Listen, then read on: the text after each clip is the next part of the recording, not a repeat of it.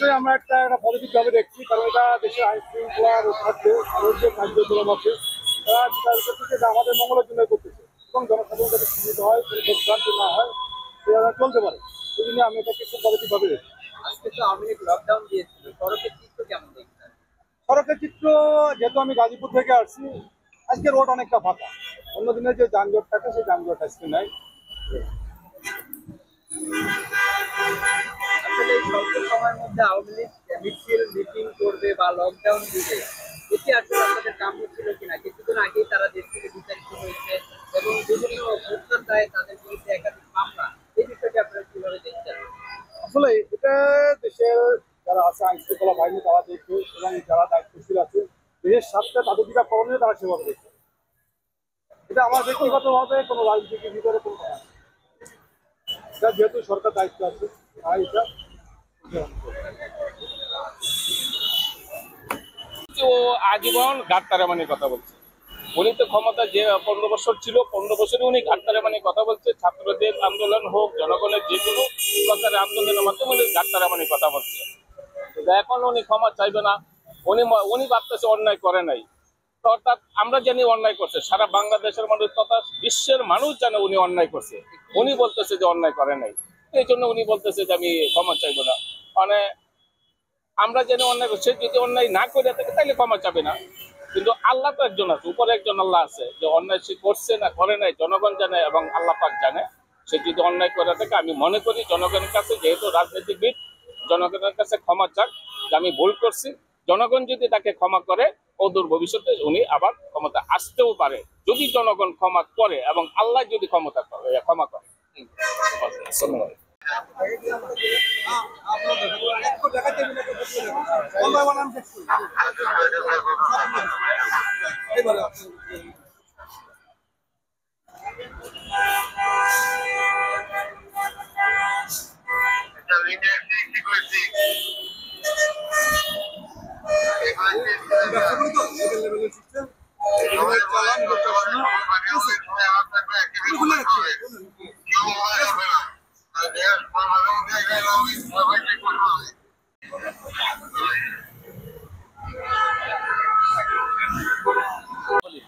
আজকে আওয়ামী লীগের ঢাকা পূর্ব ঘোষিত লকডাউন, দেশের সার্বিক পরিস্থিতি কি দেখলেন আপনারা, সেটি যদি একটু বলতেন।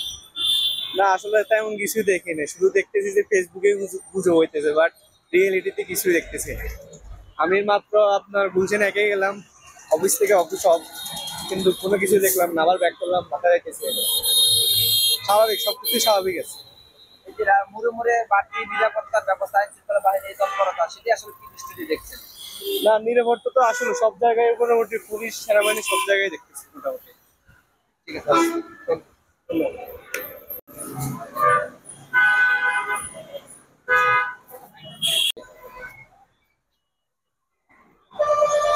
কি বলবো? এই যে আজকে আইন শৃঙ্খলা পরিস্থিতি কেমন দেখছেন, বা আওয়ামী লীগ লকডাউন কর্মসূচি দিল, দেওয়ার পরে সড়কের চিত্র আসলে কেমন? আজকে তারা ঢাকা দখলে নিতে চেয়েছিল, বাংলাদেশ দখলে নিতে চেয়েছিল, পরিস্থিতি কেমন দেখছেন? আচ্ছা, তো যেহেতু নিষিদ্ধ সংগঠন একটা লকডাউন দিছে, এটা জনগণ হিসেবে সবার উচিত এটা প্রতিহত করা। আজকে রাস্তাঘাটের পরিস্থিতি খুবই স্বাভাবিক, তবে যানজট অনেক কম, লোকজন হয়তো বা অনেকে বের হয় নাই, বা আবার অনেকে বের হয়েছে, বিশেষ করে যাদের অফিস আছে তারা বের হয়েছে। আইন শৃঙ্খলা বাহিনী তারাও অনেক নিরাপত্তার জন্য কাজ করতেছে। তো সর্বোপরি বিষয়টা অনেক ভালো। আর আমি জনগণ হিসেবে সবার উচিত এখানে সবাইকে সাহায্য করা। এই যে আওয়ামী লীগ তো দেশ থেকে ছাত্র জনতা, হাজার হাজার ছাত্র জনতা হত্যা করে দেশ থেকে পালালো, খুব স্বল্প সময়ের ভিতরে তারা আবারও মাঠে নামার চেষ্টা করছে বা লকডাউনের মতো কর্মসূচি দেওয়ার দুঃসাহস করলো। এই বিষয়টি আপনারা সাধারণ জনগণ কিভাবে দেখছেন? এটা সাধারণ জনগণ হিসেবে আমাদের কাছে এটা খুবই স্বাভাবিক মনে হচ্ছে। কিসের জন্য? যে কারণ আওয়ামী লীগের গত 15 বছর যাবৎ তাদের যে অত্যাচার, তাদের দুর্নীতি, তাদের যে দমন নিপীড়ন, এটা আমরা জনগণ সবাই কিন্তু অতিষ্ঠ। তো সুতরাং তাদের মতো দলের কাছ থেকে এরকম একটা লকডাউন আশা করা যাইতেই পারে, কিন্তু জনগণ হিসেবে আমাদেরকে এটার প্রতিহত করা অবশ্যই করতে হবে, সবার এটা রুখে দাঁড়াতে হবে। এখন আমরা যদি সবাই যদি ঘরের ভিতর বন্দি থাকি, এটা যদি ভয় যদি পাই, তাহলে তার হবে না। জনগণ হিসেবে সবারই একটা দায়িত্ব আছে, রাষ্ট্রের প্রতি একটা কর্তব্য থাকে। আমাদের সবার উচিত এটা সবাই একসাথে প্রতিহত করা। প্রথম দিকে বিভিন্ন রাজনৈতিক দল সহ সাধারণ মানুষ যেভাবে ঐক্যবদ্ধ ছিল, সেই ঐক্য কি আসলে এখনো রয়েছে, না সেটার ফাটল ধরেছে বলে আপনি একজন সাধারণ জনগণ হিসেবে মনে করেন? এই ফাটল এখনো ভাঙে নাই, বাট ফাটলটা দেখা যাইতেছে কিছু জায়গায়। আমার কাছে যেটা মনে হয় সেটা হলো যে জনগণের সাথে প্রথম দিকে রাজনৈতিক দলগুলোর একটা সম্পর্ক ছিল, ওই সম্পর্কটা এখন নাই। জনগণ ঠিক আছে, জনগণ সবার ভিতরে কিন্তু দেখবেন যে একটাই কথা, আমরা কিন্তু চাই না ভারতের কাছে আবার বন্দী হইতে। আমরা কিন্তু চাই না আবার সেই আগের মতো একটা সরকার ফিরে আসে। বর্তমানে বিএনপি সহ অন্যান্য অনেক রাজনৈতিক দল আছে যারা আপনার আওয়ামী লীগের মতো কিছু নিয়ম কানুন বা তাদের কিছু শিষ্টাচার তাদের ভিতরে দেখা যাইতেছে। এটা জনগণ হিসেবে সবার কাছে প্রত্যাশিত না এবং একটা নিরাশার কথা। তো সেই হিসেবে জনগণের সাথে রাজনৈতিক দলের আগের যে সম্পর্কটা ছিল, এটা আসলে এখন আর নাই। আপনার গাড়ি কি চেক করেছে পুলিশ? হ্যাঁ, আমার গাড়ি চেক করেছে। কি পেলো আপনার গাড়িতে বা কি জিজ্ঞাসা করলো আপনাকে? আমার গাড়িতে আমার হচ্ছে পিছনের লাইসেন্স প্লেটটা ভেঙে গেছে, তো আমাকে একটা মামলা দেওয়া হয়েছে। তো যাই হোক, আমার এতে কোনো ক্ষোভ নাই, এটা আসলে আমার দোষ, তাই না? যেটা যার দোষী করতে হবে। আর পুলিশ যেভাবে নিরাপত্তা দিতেছে, এটার জন্য তাদেরকে সাধুবাদ জানাই।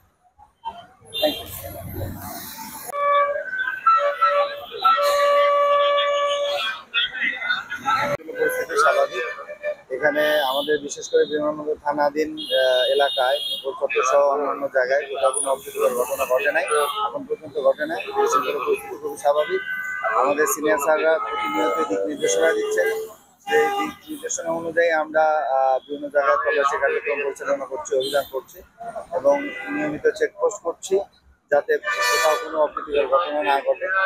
আর আইন শৃঙ্খলা পরিস্থিতি যেহেতু স্বাভাবিক, আমি আপনাদের মাধ্যমে মেসেজ দেবো যে সাধারণ জনগণ আপনাদের নির্বিঘ্নে আপনারা বিভিন্ন জায়গায় চলাফেরা করতে পারেন এবং আপনাদের কর্মকাণ্ড কাজকর্ম যা আছে আপনারা অন্যান্য দিনের মতো আজকেও কর্ম করবেন। কোথাও কোনো অপ্রীতিকর ঘটনা নাই, ঘটবে না ইনশাল্লাহ। এবং আপনাদের জানমালের নিরাপত্তা আমরা সদা প্রস্তুত রয়েছি, আমরা অনেক সতর্ক অবস্থায় রয়েছি। আশা করছি আপনাদের কোথাও ক্ষতি হবে না। আমরা আছি আপনাদের নিরাপত্তা প্রদানে, 24 ঘন্টা আপনাদের পাশে আছি। আমরা আপনাদের সহযোগিতা করার জন্য 24 ঘন্টা থাকবো ইনশাআল্লাহ। অভিযান চালাচ্ছেন, এই অভিযানে কোনো রকমের পেয়েছেন কিনা?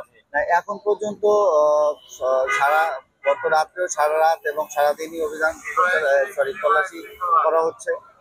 তল্লাশি করে আমরা এখন পর্যন্ত কিছু পাইনি, তাইলে অবশ্যই আপনাদেরকে অবগত করা হবে। আমি এস.এম. আব্দুল গফুর, আমি উপপরিদর্শক, আমি এয়ারপোর্ট পুলিশ ফাঁড়ির ইনচার্জ, বিমানবন্দর থানাধীন পুলিশ ফাঁড়ির ইনচার্জ।